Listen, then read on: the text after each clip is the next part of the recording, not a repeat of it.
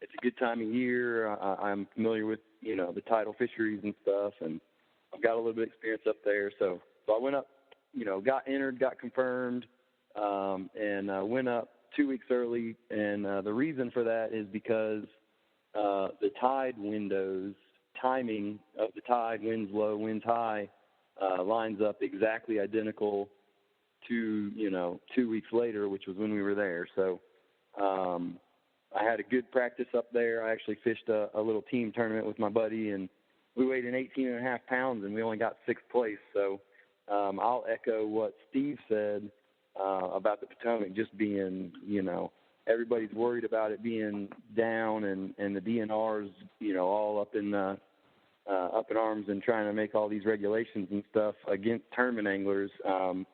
When, the fact is that tournament anglers are really the ones that care the most, or at least, the majority of them.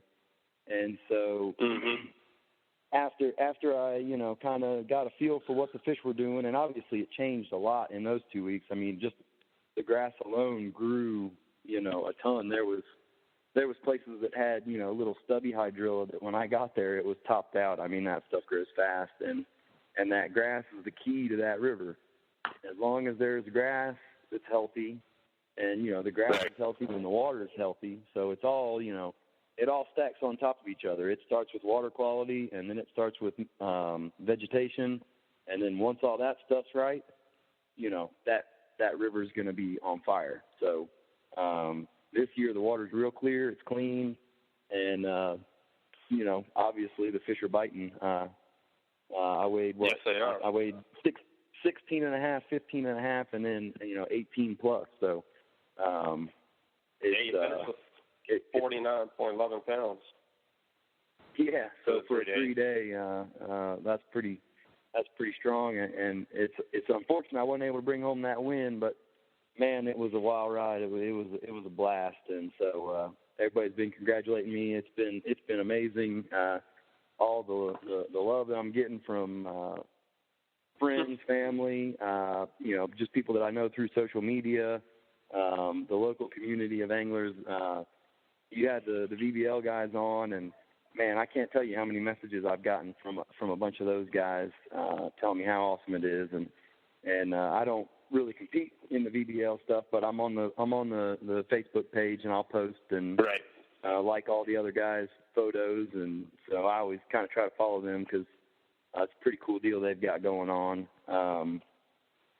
So yeah, what do you want to know? Oh yeah, I see all those big fish you post up.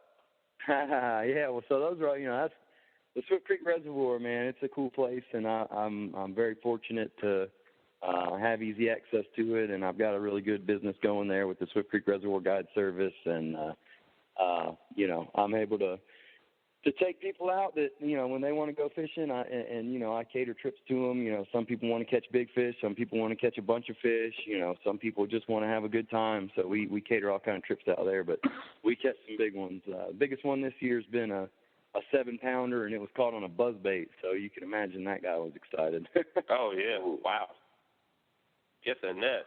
It was, yeah. All right. Well, tell us some of the patterns that you stuck with throughout the week, and what changed for you during the days. I know it was warm, extremely warm, and then it started cooling off, and we got the rain. And I know you guys got more rain there than we got down here. So walk us through each day, and what brought in those big bags.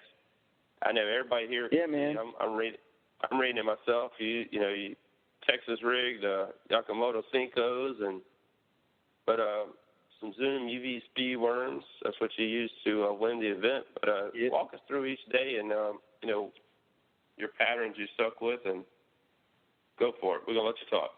Yeah, man. So I have a little grass bed up there that I found it a couple years ago, and it's kind of isolated. And when I first found it, I think I was the only one that knew about it. And I fished the FLW Costa Series there a couple years ago, and I fished that grass bed. And on the first day, I caught 70 fish between me and my co-angler without even moving the boat. but they were all 2-pounders. Wow. I weighed 10 pounds, and that was it. And, so 2 days I weighed 21 pounds. So this year I was really excited about it. I figured that grass was still there. I hadn't even seen it because I don't go up there very much. I'm a James River guy, and, I've got the Creek Reservoir. And so I didn't even practice there. I didn't want anybody to see me there. I didn't, the Potomac is the ultimate, we call them waypoint pirates, but, and it's just the name of the game. Somebody, if you're sitting on a spot that is out in the middle of nowhere and somebody rides by and they see you, they're going to assume something's there and they're going to go. And then, while they're there, somebody else is going to drive by and they're going to see them. And so it's just this crazy cycle of people see it and then they come back later and they're like, oh, wow, there's grass here. And then so that's just kind of the name of the game. So I stayed away from it. And so day one I pulled in there, and at high tide I threw a swim jig. A swim jig and a chatterbait, but really on the tournament day, for whatever reason, I picked up that swim jig and they were eating it. And I was throwing a light wire one on day one, and I was having all kind of trouble with fish coming off. They would pull off. Actually, on day one, I only boated 3 of my first 7 bites. Wow. It was a 3.5 pounder, a 3 pounder, and a 2.5 pounder, and I lost 4 of them where I'd pull it through the grass. And they'd grab it, and you had to let them eat it. And so I'd set the hook. And the first one, I kind of tried to, let him play and, just kind of let him fight and bring him in. And when that current lays that grass over, the hook catches on the grass, and it was real thick stuff.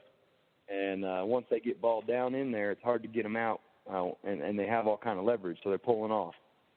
So the next one, I hammered him. I lit him up, and I was throwing it on a JB Custom Rods, 7-foot snake, and I had 16-pound gamma fluorocarbon.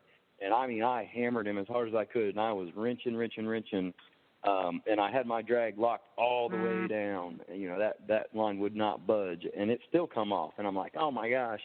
And so I'm, dying here on the water, And so then I caught another one. That was my 3rd fish. I put it in the boat, and then I missed 2 more, same way. And every fish, I would progressively set the hook harder and wrench harder.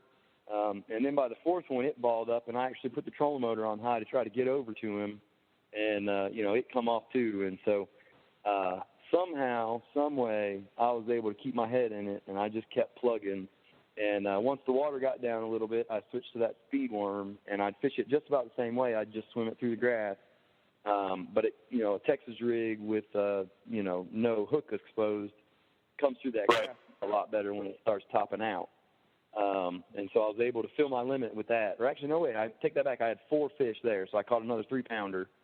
And the tide just kind of died on me, went slack. And I had a lot of company there on day one, too. We started with 3 boats, and it's only 75 yards long by 25 yards wide. And we had 3 boats on it. So that was very trying. It's almost like playing chess. You gotta jockey in position, and power poles come in real handy because you can power pole down, and, that's kind of a sign like, hey, this is my area, don't come near me. And then, you kind of spin the boat and try to block people, and they try to block me, and it's just a mess when it gets like that. But we all caught them. I was just the only one to get those bigger ones. And then after those 3 boats, one of them left and another one came in, and then so it was just kind of a merry-go-round. It was real tough. But once that tide died, I decided that I had a place I'd caught a 4.5 pounder in practice. And so I decided I was going to run there, and it was downriver.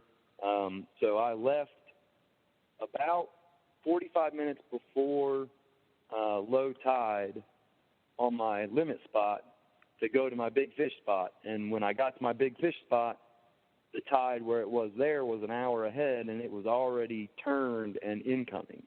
So I left dead water to find moving water. So right when I pulled up, I fished through some dead areas where I never really caught one. And right when I got to the little area where I had a waypoint from that 4.5 pounder, my first flip into that mat, I missed one on a Senko. I was just flipping a Senko. The water was real low. I was pitching into holes. and I missed one, and I'm like, oh my gosh, like this is just, it was unbearable. And not 2 or 3 minutes later, I missed another one, and it pulled my worm off the hook. So all I got back was a hook. And I was like, the wheels are about to fall off. And I just kept grinding. And about 5 minutes later, that's when my big fish hit, that 5-pound, 6-ounce big fish winner from day one. And, wow. That really got me jacked up. That'll settle your nerves down. And I still had one of my, so that was my limit. And I had one fish that was like 1 pound. It was the only time I had to use the measuring board all week. And I had to put it in the box. And when I put it in, I was like, this just pisses me off. Like, I don't want this one in here. And so I kept fishing around, and I moved around a lot that day, just kind of getting a feel for the area, because a real important thing about practicing is that once you hook one and there's fish in an area in a grass bed, there's no point in continuing unless you are expanding on the area, because, the more fish you hook, the less bites you're going to get in the tournament day. And there's a lot of anglers out there that fish them that don't really have that philosophy. So it gets tougher, for all the guys that are hooking their fish in practice. It's making it tougher on you because, those are fish that aren't going to bite. If you leave them alone, and if you're lucky, nobody else is fishing there, fun fishing locals or other tournament guys coming in there practicing, and, they'll be fresh when you get there for the tournament day. So I ran back up after I kind of didn't get any bites, and I was like, all right, well, this isn't working. And I ran back up to my limit spot, and there was 2 boats on it. And I was like, well, shoot. So I had another spot. I kept on going up to it, and I pulled in, and my buddy was there, the one that I fished the team tournament with 2 weeks ago. And he was sitting on it, and so I pulled in and just kind of, gave him like a ton of room, and I was flipping, some isolated stuff. And he kind of came over to me, and I was like, how you doing, man? He had a good bag. He had 14 and a half, and he's like, but this place is dead. And so right when he said that, I was like, all right, well, I'm out of here. And I, ran back to my limit spot, and both those boats were gone. Both those boats were gone. But there was this huge mud streak through the grass mat because they didn't troll out of it before they blasted off. And I was like, oh gosh, like, it was like all these little things going wrong that just kept, adding up on me. But so I just buckled down and I went to flipping, and I got me one more 3-pounder out of it. And right when I caught that, I stayed for another couple of minutes, and then another tournament angler came in that was there with me in the morning, and he kind of got right in the middle of the grass bed and power pulled down, and I was just like, man, come on, like, because one of the biggest things is, and I had it happen to me in the morning too from another competitor, is you can't let your boat get in the grass bed, because then it never rests. If you keep your boat on the edge, those fish don't really know you're there. All you're doing is casting in. And so when on day one, I think that's why it took me so long to get a limit, other than the lost fish, was those fish never got to rest because there was 3 boats on it, and one of them, I called him Zigzag all tournament because he was basically just zigzagging through the grass bed. And so my buddies, they always kept joking with me, like, the night after the first tournament, they're like, yeah, you got better watch out for old Zigzag. And then, so I was able to persevere. I had good weight. I was in 5th place, I think, after day one, and I ran into Mattawoman and fished, I call it the cheese mat. It's a big, grass mat back in there for frogging, and, just kind of, I didn't really have a good big fish spot close. And that was just kind of like, you know what, maybe I'll get lucky and one of these giants will just engulf my frog. And my co-angler actually picked up his limit fish in there, so that was pretty cool. I was very fortunate. I got 3 really cool co-anglers this week, and I seem to always have the biggest swings on that. I'll have like the coolest guys, and then I'll have like really trying days. It seems like it's always the extreme end, and so this week, man, I had some awesome guys, and we had a good time. Awesome. And so, winning the big fish that day, it put $280 in my pocket already, and So that was kind of cool. That kind of takes the edge off. And obviously I was in contention